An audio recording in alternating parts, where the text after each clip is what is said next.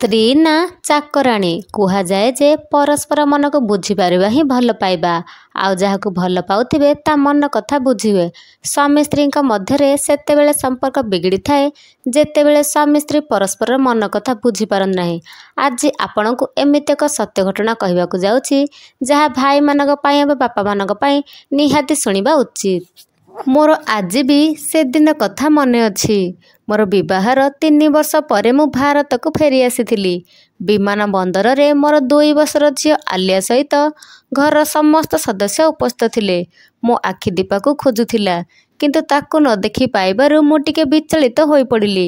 ଘର ଲୋକଙ୍କ ସହ ଭେଟିବା ପରେ ଆଲିଆକୁ କୋଳରେ ନେଲି। ସେ ଜୋରରେ କାନ୍ଦିବାକୁ ଲାଗିଲା। ରାଜୀବ ଆଲିଆକୁ ମୋତେ ଦେ ଦିଦି କହିଲା। ମୁଁ ସଙ୍ଗେ ସଙ୍ଗେ ଦିଦିକୁ ପଚାରିଲି, ଦିଦି ଦୀପା କାହିଁକି ମୋତେ ନେବାକୁ ଆସିଲେନି? ତାପରେ ଏତେ ଛୋଟ ଝିଅକୁ ମଧ୍ୟ ପଠାଇ ଦେଲେ। ବ୍ୟସ୍ତ ହଅନା, ସେ ଘରେ ତୋ ପାଇଁ ରୋଷେଇ କରୁଛି। ସେ ପ୍ରତିଦିନ କେଉଁ କାମ କରେ କି? ଆଜି ସମସ୍ତେ ତୋତେ ଭେଟିବାକୁ ଆସିଛନ୍ତି, ସେଥିପାଇଁ ସେ ରୋଷେଇ କରୁଛି। ମୁଁ ଦିଦି କଥା ଶୁଣିବା ପରେ ଚୁପ୍ ହୋଇଗଲି। ବିମାନ ବନ୍ଦରରୁ ଘରକୁ 1 ଘଣ୍ଟାର ଯାତ୍ରା ଥିଲା। ମୁଁ ପୁରା ରାସ୍ତାରେ ଆଲିଆ ସହିତ ଖେଳୁଥିଲି। ସେ ମୋତେ ଦେଖି ହସୁଥାଏ। ସବୁ କିଛି ଭଲ ଲାଗୁଥାଏ, କିନ୍ତୁ ହୃଦୟ ଟିକେ ଦୁଃଖିତ ଥିଲା। ଖାସ୍ ଦୀପା ବି ଆସିଥାନ୍ତା। 3 ବର୍ଷ ହେଲା ବିତିଗଲାଣି। ତାଙ୍କର ଖାଦ୍ୟ ଅଧିକ ଗୁରୁତ୍ୱପୂର୍ଣ୍ଣ ଥିଲା କି ମୋତେ ଦେଖା କରିବାଠୁ? ମୋ ହୃଦୟରେ କିଛି ଅଜବ ପ୍ରଶ୍ନ ଉଠୁଥିଲା। ଘର ଦ୍ୱାରରେ ପହଞ୍ଚି କାର ଶବ୍ଦ ଶୁଣି ଦୀପା ସେଠାରେ ପହଞ୍ଚିଗଲେ। ଯେତେବେଳେ ମୁଁ ଦୂରରୁ ଦେଖିଲି, ମୋତେ ଇଚ୍ଛା ହେଉଥିଲା ତାଙ୍କୁ ଯାଇ କୁଣ୍ଢାଇ ପକାଇବାକୁ, କିନ୍ତୁ ନା, କେବଳ ଦୂରରୁ ହସିଲି ଏବଂ ସେ ଟିକିଏ ହସିଦେଇ ପାଣି ଆଣିବାକୁ ଚାଲିଗଲେ।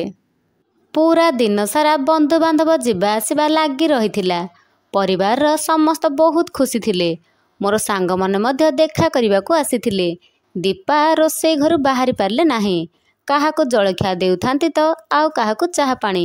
ବିଶ୍ୱାସ କରି ମୋତେ ଏମିତି ଲାଗୁଥିଲା ଯେମିତି ଦୀପା କେଉଁଠି ହଜିଯାଇଛନ୍ତି। ସନ୍ଧ୍ୟା ଆସିବା ପରେ ଅତିଥିମାନଙ୍କ ଗହଳି ଟିକେ କମିଗଲା। ସମସ୍ତେ ଖାଦ୍ୟ ଖାଇବାରେ ବ୍ୟସ୍ତ ଥିଲେ। ଭାବିଲି ମୁଁ ଦୀପାକୁ କିଛି ସାହାଯ୍ୟ କରିବି। ବାସ୍, ସକାଳଠୁ ସେ ପୁରା ବ୍ୟସ୍ତ। ମୁଁ ଜଷ୍ଟ ଟିକେ ଉଠିଥିଲି, ମା ଡାକିଦେଲେ, ରାଜୀବ ମୋ ପାଖରେ ଆସି ବସ। ମା, ଦୀପା ସହିତ ମୋର କିଛି କଥା ଅଛି, କଥା ସାରିକି ଯାଉଛି। ତାକୁ ଛାଡ଼, ସେ କାମ ସାରିଲା ପରେ ନିଜେ ଆସିଯିବ। ସେ କେଉଁ କାମ କରୁଛି କି? ସେ ଆଜି ନିଜେ ଏହା କରୁଛି। ମୁଁ ଦ୍ୱିତୀୟ ଥର ପାଇଁ ଦୀପାଙ୍କ ବିଷୟରେ ଏହା ଶୁଣି ଆଶ୍ଚର୍ଯ୍ୟ ହୋଇଗଲି। କୌଣସି ସ୍ଥାନରେ ଦୀପାଙ୍କ ବିରୁଦ୍ଧରେ ମୋ ହୃଦୟରେ ନିଆଁ ଲାଗିଯାଇଥିଲା। ସକାଳେ ଯେତେବେଳେ ଦିଦି ଦୀପାଙ୍କୁ କାମ ନ କରିବାକୁ କହୁଥିଲା ଏବଂ ତା ସହିତ ମା ମଧ୍ୟ ଦୀପାକୁ ଗାଳି ଦେଉଥିଲା, ସେତେବେଳେ ମୁଁ ମଧ୍ୟ ଚୁପ୍ ହୋଇ ବସିଥିଲି ଏବଂ ଭାବିବାରୁ ଲାଗିଲା, ମା ଠିକ୍। ସର୍ବଶେଷରେ ସେ ଯାହା ହେଲେ ବି ମୋ ମା। ସେ କିପରି ଭୁଲ ହୋଇପାରିବେ? ରାତିରେ ଯେତେବେଳେ ସମସ୍ତେ ଶୋଇବାକୁ ଗଲେ, ମୁଁ ଦୀପାଙ୍କ ସହ କଥା ହେବାର ସୁଯୋଗ ପାଇଲି। ଦୀପା, ତୁମେ କାହିଁକି ଏତେ ଚୁପ୍ ରହୁଛ? ତୁମେ ତ ଆଗରୁ ବହୁତ କଥାବାର୍ତ୍ତା କରୁଥିଲ। ତୁମର ମନେ ଅଛି, ଆମେ ତୁମକୁ ଦିନସାରା ଅଫିସରେ ଚୁପ୍ କରାଉଥିଲୁ। ବେଳେବେଳେ ୟା ସହ ତ ବେଳେବେଳେ ମ୍ୟାଡାମ ସୁନିତାଙ୍କ ସହ ଝଗଡ଼ା କରୁଥିଲ। ବାସ୍ତବରେ ଦୀପା ଏବଂ ମୁଁ ଗୋଟିଏ ଅଫିସରେ କାମ କରୁଥିଲୁ। ପ୍ରଥମ ଦିନରୁ ମୁଁ ଦୀପାକୁ ପସନ୍ଦ କରୁଥିଲି। ଯେତେବେଳେ ସେ ପ୍ରଥମ ଦିନ ଚାକିରିକୁ ଆସିଲେ, ସେ ବହୁତ ନିରୀହ ଓ ବହୁତ ସାଧାରଣ ଥିଲେ। କିନ୍ତୁ ସେ କଥା କହିବାରେ ଏକ୍ସପର୍ଟ ଥିଲେ। ଆମେ 3 ବର୍ଷ ଏକାଠି ଚାକିରି କରିଥିଲୁ।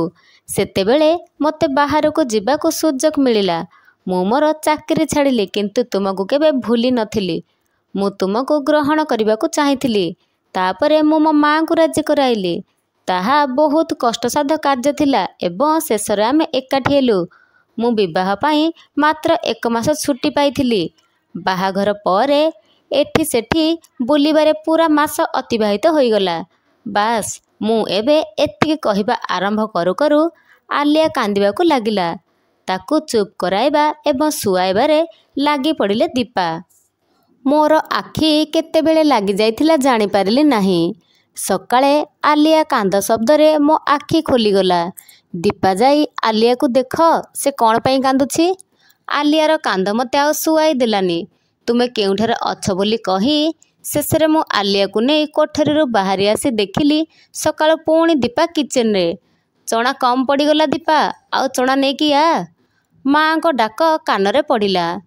ମୁଁ କିଛି ସମୟ ପାଇଁ ଅଟକି ଗଲି। ସମସ୍ତେ ସକାଳ ଜଳଖିଆ ପାଇଁ ଟେବୁଲରେ ବସିଥିଲେ, କେବଳ ଦୀପାଙ୍କ ବ୍ୟତୀତ। ମୋତେ ମା ଦେଖିଦେବାରୁ ଡାକିଲେ, ପୁଅ ଆସ, ଜଳଖିଆ ପ୍ରସ୍ତୁତ। ଦେଖ ତୋର ସମସ୍ତ ଭାଇ ଭଉଣୀ ଉପସ୍ଥିତ ଅଛନ୍ତି। ମୁଁ କହିଲି, ମା ଦୀପା କେଉଁଠି? ଆଲିଆ ଭୋକିଲା ଅଛି। ତାପରେ ଦିଦି କହିଲା, ଆଲିଆକୁ ମୋତେ ଦେ, ତୁ ଫ୍ରେଶ ହେଇଯା, ମୁଁ ଏହାକୁ ଦେଖୁଛି। ଆଜି ପୁଣି ଦୀପା ରୋଷେଇ ଘରେ ଏକୁଟିଆ। ପୂରା ପରିବାର ଯେଉଁଥିରେ ଅତି କମରେ 20 ଜଣ ଲୋକ ଖାଇବାରେ ବ୍ୟସ୍ତ ଥିଲେ। ମା କହୁଥିଲେ ଯେ ଦୀପା ଆଦୌ କିଛି କାମ କରେ ନାହିଁ। କେବଳ ଗତକାଲି କରିଥିଲେ। ତେବେ ଏହା କ'ଣ? ଦୀପା ତମର ଆଉ ମୋର ଖାଇବା ନେଇକି ଆସ। ବୋଧହୁଏ ମୋ କଥା କାହାରିକୁ ଭଲ ଲାଗିଲା ନାହିଁ, କିନ୍ତୁ ଏପରି କିଛି କଥା ଥିଲା ଯାହା ମୋତେ ଆଦୌ ଭଲ ଲାଗୁନଥିଲା। ସକାଳରୁ ଦ୍ୱିପହରରୁ ସନ୍ଧ୍ୟା ପର୍ଯ୍ୟନ୍ତ ଦୀପାଙ୍କର କେବଳ ଗୋଟିଏ କାମ ଥିଲା, ସମସ୍ତଙ୍କ ଇଚ୍ଛା ପୂରଣ କରିବା। ମୁଁ ବୁଝିପାରିଥିଲି ଯେ ଦୀପା କାହିଁକି ଚୁପ୍ ହୋଇଯାଇଥିଲେ।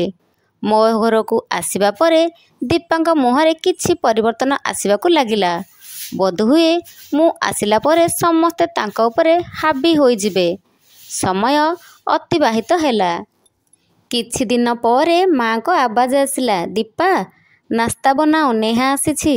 ନେହା ମୋ ଭଉଣୀର ନାମ, ଯିଏ ଆମ ଘର ପାଖରେ ବାପାଙ୍କ ବନ୍ଧୁର ପୁଅ ସହିତ ବିବାହ କରିଥିଲା, ଯିଏକି ଆମ ଘରକୁ ପ୍ରତିଦିନ ଆସୁଥାଏ।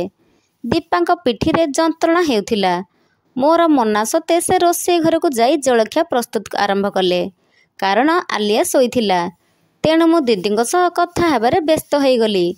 ଦିଦି ଆମ ସମସ୍ତ ଭାଇ ଭଉଣୀକୁ ବହୁତ ଭଲ ପାଉଥିଲା ଏବଂ ଆମେ ମଧ୍ୟ ତାକୁ ପସନ୍ଦ କରୁଥିଲୁ। ଦୀପା କହିଲେ, ମୋତେ ଖାଦ୍ୟ ପରିଷିବାରେ ସାହାଯ୍ୟ କର ଦୟାକରି। ମୁଁ ଉଠି ଦୀପାଙ୍କୁ ସାହାଯ୍ୟ କରିବା ଆରମ୍ଭ କଲି, କିନ୍ତୁ ଏହା କାହାରିକୁ ପସନ୍ଦ ଆସିଲା ନାହିଁ। ଯେତେବେଳେ ସେମାନେ ଜଳଖିଆ ସମାପ୍ତ କଲେ, ଦୀପା ମଧ୍ୟ ଆଲିଆକୁ ନେଇ ରୁମକୁ ଗଲେ। ତାପରେ ଦିଦି ଏବଂ ମୁଁ ପରସ୍ପର କଥା ହେବାରେ ବ୍ୟସ୍ତ ହୋଇଗଲୁ। ଦିଦି କହିଲା, ରାଜୀବ ତୁ ଜାଣିଛୁ, ମୁଁ ତମ ସମସ୍ତଙ୍କୁ ଭଲ ପାଏ। ଏହା କେବେ ଚାହେଁନି ତୁମେମାନେ ଖୁସିରେ ନ ରୁହ ବୋଲି, କିନ୍ତୁ ଯଦି ତୁମ କଥାକୁ ଅନୁସରଣ କରିବୁ ତେବେ ଖୁସିରେ ରହିବୁ। ତାପରେ ତୋ ଇଚ୍ଛା, ତୁ ମାନ କି ନ ମାନ। ମୁଁ କହିଲି, ହଁ ଦିଦି ତୁମେ କୁହ। ତୁମେ ଜାଣ ଯେ ଆମେ ସମସ୍ତେ ଭାଇ ଭଉଣୀ। ତୁମର ଏବଂ ମାଙ୍କ କଥାକୁ ଆମେ ନିଶ୍ଚୟ ଭାବରେ ଗୁରୁତ୍ୱ ଦେଉ। ରାଜୀବ ତୁ ତ ପତ୍ନୀକୁ ସାହାଯ୍ୟ କରିବା ନିହାତି, କିନ୍ତୁ ଏତିକି ପରିମାଣରେ କରିବୁ ଯେମିତି କେହି ଦେଖିବେ ନାହିଁ, କେହି ଭଲ ଅନୁଭବ କରନ୍ତି ନାହିଁ। ତୁ ବାସନକୁସନ ଉଠାଉଛୁ ଏବଂ ମହିଳାମାନଙ୍କ କାମ କରୁଛୁ। ଆଜି ଯେଉଁ ଅଭ୍ୟାସ ତାକୁ ଦେଇଛୁ, ଆସନ୍ତାକାଲି ସେହି ଅଭ୍ୟାସ ରହିବ। ତେଣୁ ତାର ଯେଉଁ କାର୍ଯ୍ୟ ତାକୁ କରିବାକୁ ଦେ, ସେ ଧୀରେ ଧୀରେ ସବୁ କରିପାରିବ। ଦିନ ଗଡ଼ିବା ସହିତ ଦିଦିଙ୍କ କଥା ମୋ ହୃଦୟକୁ ସ୍ପର୍ଶ କଲା। ଦୀପା ସବୁବେଳେ କାମରେ ବ୍ୟସ୍ତ ରହିଲେ। ଯେତେବେଳେ ବି ମୋର ମନ ଚାହେ, ମୁଁ କେବଳ ଆଲିଆ ପାଇଁ କ୍ଷୀର ତିଆରି କରିଥାଏ, ତାଠୁ ଅଧିକ କିଛି ନୁହେଁ। ମା ଚାହୁଁନଥିଲେ ଯେ ମୁଁ ଅନ୍ୟ ଦେଶକୁ ଫେରିଯାଏ ବୋଲି। ତାପରେ ମୁଁ ମଧ୍ୟ ଏଠି ରହିଗଲି, କାରଣ ମୁଁ ଏକ ମେକଅପ୍ କମ୍ପାନୀରେ କାମ କରୁଥିଲି, ଯାହାକି ମୁଁ ଘରେ ରହି କାମ ଆରମ୍ଭ କରିପାରିଲି। ଏହି ସମୟରେ ଘରେ ବସି କମ୍ପ୍ୟୁଟରରେ ଅନଲାଇନରେ ମେକଅପ୍ ସେଲ୍ କରି ବହୁତ ଭଲ ରୋଜଗାର କରିପାରିଲି। ଅନଲାଇନରେ ମେକଅପ୍ ବିକ୍ରି କରି ବହୁତ ଭଲ ରୋଜଗାର କରି ସମୟ ଅତିବାହିତ ହେଲା। ସବୁକିଛି ସ୍ୱାଭାବିକ ଥିଲା। ମୁଁ କଦାପି ଧ୍ୟାନ ଦେଇନାହିଁ ଦୀପା କ'ଣ କରୁଛନ୍ତି ବୋଲି। ଯେତେବେଳେ ମୋର 3ଟି ସନ୍ତାନ ହୋଇଗଲେ, ଗୁଜୁରାଣ ମେଣ୍ଟାଇବା ଟିକେ କଷ୍ଟସାଧ୍ୟ ହୋଇଗଲା। ମୋର 2 ଝିଅ ସ୍କୁଲ ଯାଉଥିଲେ। ମୋ ପୁଅ ତଥାପି ଛୋଟ ଥିଲା। ସେଥିପାଇଁ ମୁଁ ଏବଂ ଦୀପା ନିଷ୍ପତ୍ତି ନେଇଥିଲୁ ଯେ ପିଲାମାନଙ୍କୁ ଉନ୍ନତ ଶିକ୍ଷା ଦେବା ପାଇଁ ଆମେ ସହରକୁ ସିଫ୍ଟ ହେବା ପାଇଁ। ସେଠି ଦୀପା ଚାକିରି କରିବେ ଏବଂ ମୁଁ ଘରେ ବସି ମୋ ଜିନିଷ ବିକ୍ରି କରିବି। ଯେତେବେଳେ ମୁଁ ଦିଦିଙ୍କ ସହ କଥା ହେଲି, ସେ ମଧ୍ୟ ରାଜି ହେଲେ। ଠିକ୍ ଅଛି, କିନ୍ତୁ ମାଆକୁ ଭୁଲିବୁ ନାହିଁ। ମୁଁ ତ ମାଆକୁ ସାଙ୍ଗରେ ନେବାକୁ ଚାହୁଁଥିଲି, କିନ୍ତୁ ମା ନିଜ ପ୍ରିୟ ଲୋକକୁ ଛାଡ଼ି ଯିବାକୁ ପ୍ରସ୍ତୁତ ନୁହଁ ଏବଂ ସେ ବଡ଼ ଭାଇ ସହ ରହିବାକୁ ଲାଗିଲେ। ବର୍ତ୍ତମାନ ଜୀବନ ବହୁତ ବ୍ୟସ୍ତ ରହିଥିଲା। ମୁଁ ସେଠାରେ दिन सारा संध्या पर्यंत ऑनलाइन ऑर्डर निए एवं सेमानक जिनिसको निज निज ठिकाणारे पठाए।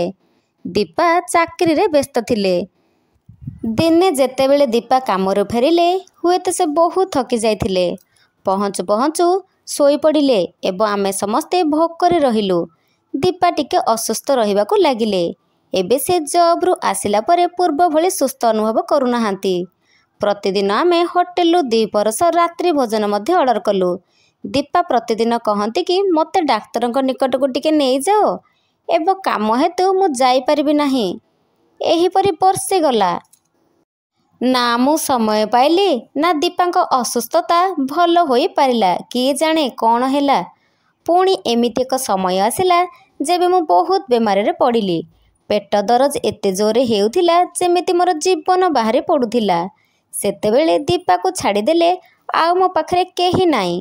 मोर घर लोक मध्य थिले किंतु से माने मोर यत्न काहेकि नहीं पारले नाई। से समय रे सेतेबेले मु पुणी हृदयंगम कली जे मु दीपा सहित बहुत खराब करिछि। किंतु एही हृदयंगम मध्य सेही किछि अल्प दिन पाई पुणी जो कि सेई पुणी किछि दिन बीतीगला परे इच्छा हुए दीपा ऑफिस रु आसी भोजन प्रस्तुत करने सहित घर को संभालतु। जेतेबेले मोर साहाय्य दरकार करती सेतेबेले मोर थकापण देखाई एड़ाई दियंती।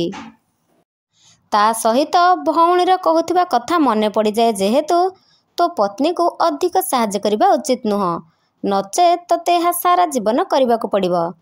तापरे दीपा मोर झगड़ा आरंभ हुए। केबे मो समय देउ न थाए कहिकी झगड़ा आरंभ हुए तो केबे तू रोषे करूना कही झगड़ा आरंभ हुए। आउ केबे ता घर लोक आउ केबे मो घर लोक एहीपरि तू मे रे समय अतिबाहित हैला। किंतु आज मु बहुत दुखित। दीपा हॉस्पिटल रे अछंती। तांको आईसीयू रे रखा जाइछि एवं मु एकुटिया अनुभव करुछि। एठारे केवल मु एवं मो पिला माने अन्य केही नाहांती। मोर परिवार लोक दीपांकर हालचाल विषय पचारि जाइछंती। दीपांक माँ मतीत अन्य केही नाहांती जे कि एही समय विचलित। आज मोर सेही पूर्व दिन गुड़िक मने पड़ुछि। काहेकि आमे लड़ुथिलु। मोर भौणी काहेकि कही नाहांती जे राजीव तो पत्नी को साहाय्य करबा उचित। काहेकि मु दीपांकु सबुबेले भूल बोली कहूथिली एवं मु भाबुथिली जे से कामरू दूरेई जाउछंती। काहेकि मु मो परिवार सदस्यଙ୍କ कथा को सबुबेले ठीक बोली मानुथिली। मु एवं मो परिवार दीपांकु बदलाई देइथिलु। दीपा जेउ खुशी रे जीवन बिताउथिला मु एवं मो परिवार लोक तांको सुख शांति छड़ाई नेइथिलु। दीपा मु बहुत बड़ भूल करिछि। तुमे फेरी आस। मु तुम बिना बंची पारिबि नाही। तुमे मोर जीवन साथी। मु तुम सहित रहिबाकु चाहे। आज मु बुझी पारिली जे से तो रोषेई करि पारु नाही तथापि काहेकि थकी जाउछि। केवल रोषेई जे काम रे अंतर्भुक्त ता नुहे आहुरी बहुत किछि। आजिकाली मु मध्य बाहर खाद्य ऑर्डर करे तथापि मु थकी जाए। पूरा दिन रे बहुत थकी जाए। दिन रे मिनिटिए भी विश्राम नहीं पारिबनी। दीपा तुमे ठीक कहूथिल जे राजीव केवल पुरुष माने दुनिया रे आखिरे क्लांत नुहंती एवं महिला माने काहेकि क्लांत होई पारिबे नाही कि क्लांतर बयान मध्य करि पारिबे नाही।